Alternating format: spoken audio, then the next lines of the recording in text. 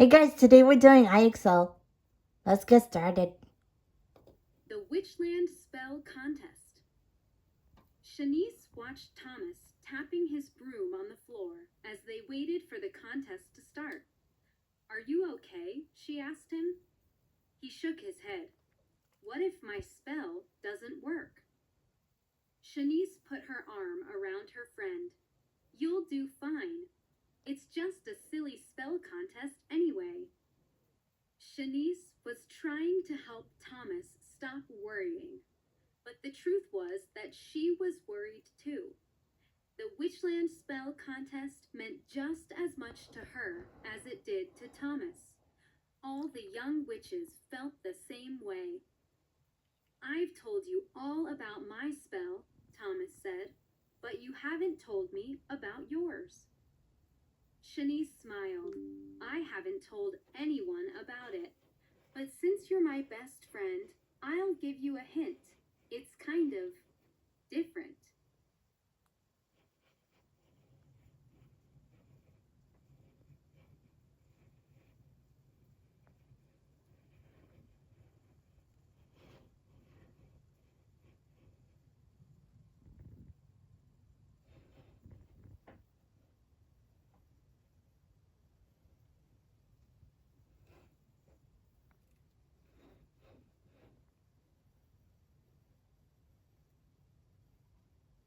How does Shanice really feel about the spell contest? Look for clues in the story. She cares a lot about the contest.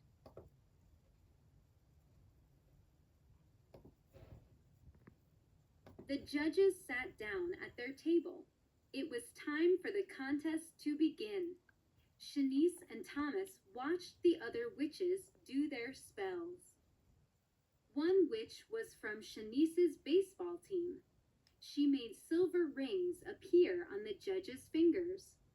Another witch made pink feathers float down to the judges' table. A third made songbirds appear, one for each judge. "These witches are so good," Thomas whispered. "Yeah," Shanice said. "They're all doing gift spells." "Of course," Thomas said. "The best gift always wins the contest." Shanice moved around in her seat. "Maybe the gift doesn't need to be a thing," she told herself. "Maybe the judges would like something else." What kind of spells are all the witches doing? Ring spells. Gift spells.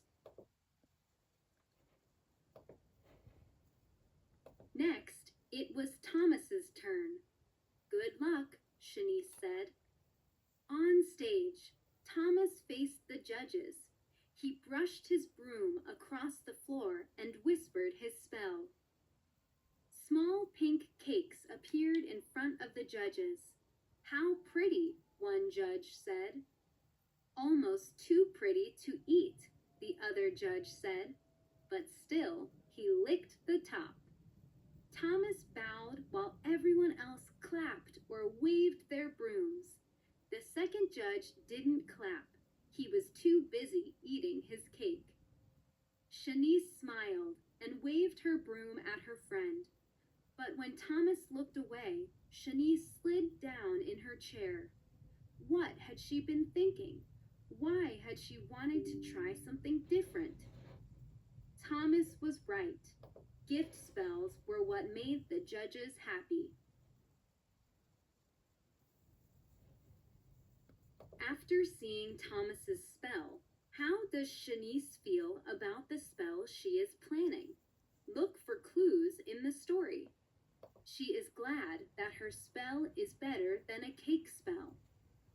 She is proud that she is trying a different kind of spell. She is worried that she may have picked the wrong spell. Shanice's turn came last.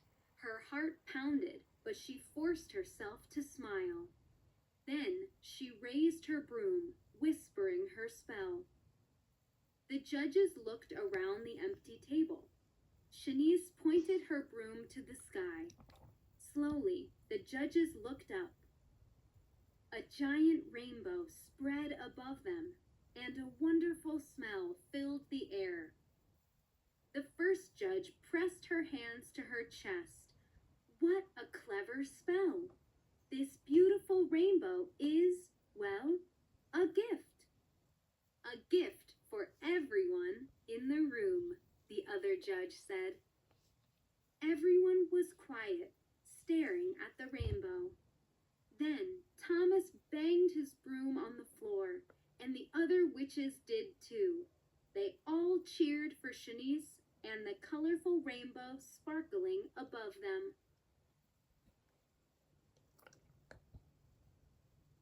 Look at the picture. Why does a wonderful smell fill the air?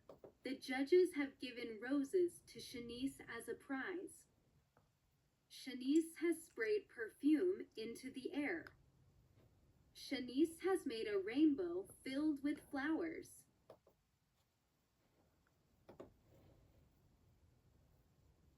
The three clues. Naya waited for Kit outside Grandfather's bedroom. Finally, the healer came out. Good news, Kit said. He didn't break his foot when he fell, but he needs to rest for a week. Naya and Mother looked at each other sadly. The Blue Moon dance was in 2 days. Naya and Grandfather always went to the dance together. Mother asked, "Is there anything that can make him heal more quickly?" Kit flipped through her medicine book. Well, some magic night star flowers would heal him right away, but the clues to find them are a little strange. What are they? Naya asked. Travel west and look for the hugging tree, Kit read out loud. Then, cross the Queen's Bridge. Finally, look for stars in a night sky under the full sun. After the healer says Grandfather needs a week of rest, why do Naya and Mother look at each other sadly? Look for clues in the story. They know there is no medicine to help Grandfather. They are worried that Grandfather broke his foot. They think that Grandfather may miss the dance. Those flowers sound hard to find, Naya said. Then she thought about Grandfather missing their favorite dance. I'll go, Naya said. I'll look for the flowers. Mother nodded. We want Grandfather to heal quickly. Take Harry with you. Harry was Naya's unicorn. He stuck his head in the open window, and Naya petted him. Then she went to explain the plan to Grandfather. Don't worry, you'll be better again soon, she promised. Naya and Harry set off on the Western Trail. The first clue is the hugging tree, Naya said. After they traveled for a while, Naya saw a large, strange tree. When they got closer, she got a better look at it. That must be the hugging tree, Naya shouted. Harry shook his tail. Look at the picture. How does Naya know that she has reached the hugging tree? She sees 2 tree trunks wrapped around each other.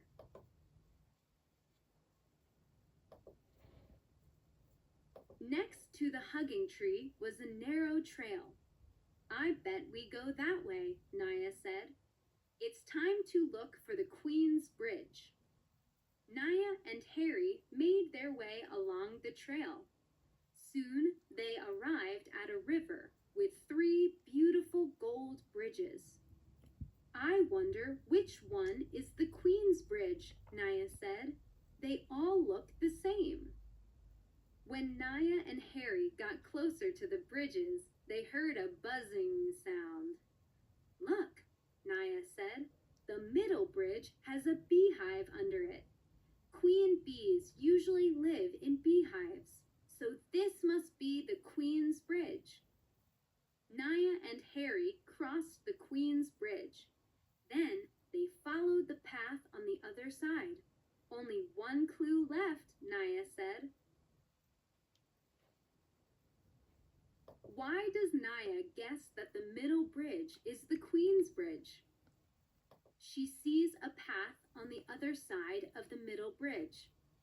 She thinks a queen bee is in a hive under the middle bridge.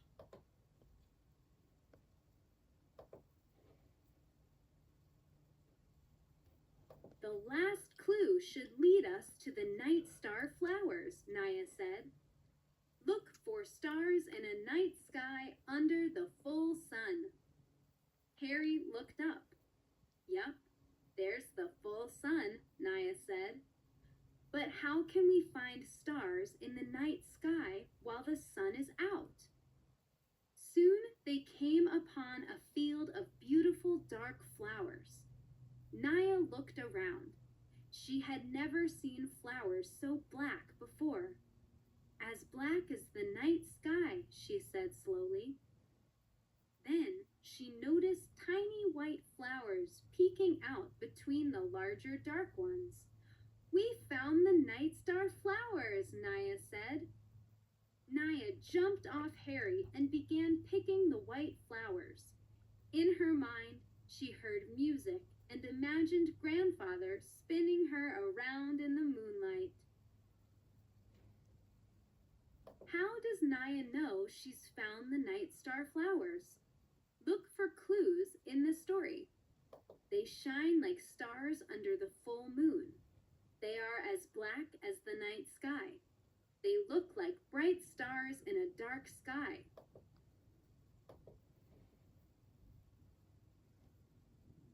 Uncle Wizard. What's the big news? Barry asked.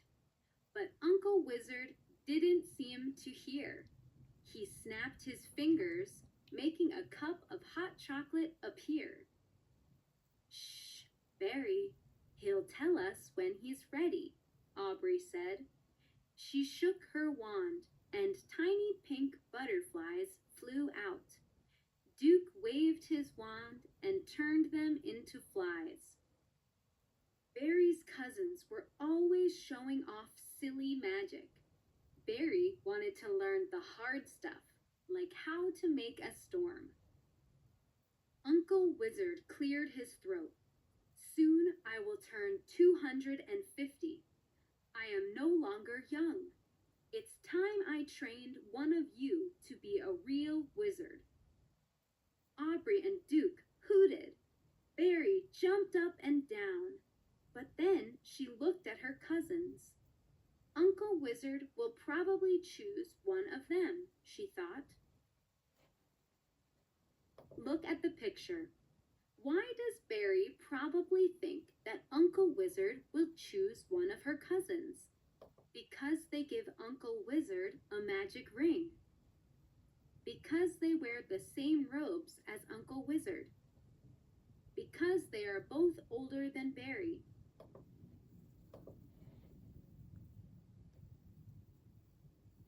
How will you choose who becomes a wizard? Barry asked. With a puzzle, Uncle Wizard winked. I've hidden a special golden key. Whoever finds it will become the next wizard. Cool, Barry whispered. Here's the puzzle. The key is in a place where there are rivers and roads, but no people, Uncle Wizard said. Remember, wizards use their magic and their minds. Aubrey and Duke began to shout ideas. I've got it, yelled Aubrey. The key must be in an old, empty town. Of course. But where? Duke asked. I don't know, but I'm going to find it first. Aubrey waved her wand and disappeared. Duke clapped his hands, making a cloud of smoke that smelled like blueberries. When the smoke cleared, Duke was gone. Where has Uncle Wizard hidden the key? In a place where children learn to become wizards. In a place that is covered with blueberry smoke. In a place with rivers and roads but no people. While Uncle Wizard sipped his hot chocolate, Berry stood quietly by the fire. She had heard stories about empty towns, but she didn't know of any. Aubrey and Duke are searching for an empty town, Berry thought. Should I search for one too? Even if I find one, how will I know where to look for the key? Berry said a floating spell, and she began drifting slowly through Uncle Wizard's house. I always think better when I'm floating, she said to herself. Soon Berry found herself in Uncle Wizard's map room. She looked around. There were maps hanging on the wall and rolled up on shelves. More maps were stacked on Uncle's desk. Berry kept asking herself, where are there rivers and roads, but no people? What can you guess about Berry? Look for clues in the story. She usually thinks things through carefully. Berry ran her finger along a river on one of the maps. It gave her an idea. She started looking under the maps on the desk and behind the maps on the walls. She took a rolled up map off a shelf. Something hard slid out. It was the key. Good job, Uncle Wizard said. He was standing in the doorway, smiling. I solved the puzzle, Berry said. I was looking at the maps. They show rivers and roads, but they don't show people. So a map matched all the clues. As our family's next wizard, you will make everyone proud, Uncle Wizard said. Wow, thank you, Berry said. Uncle Wizard grinned. Ready to start your training? How does Berry know to look for the key in a map? Uncle Wizard loves maps. A map matches all the clues.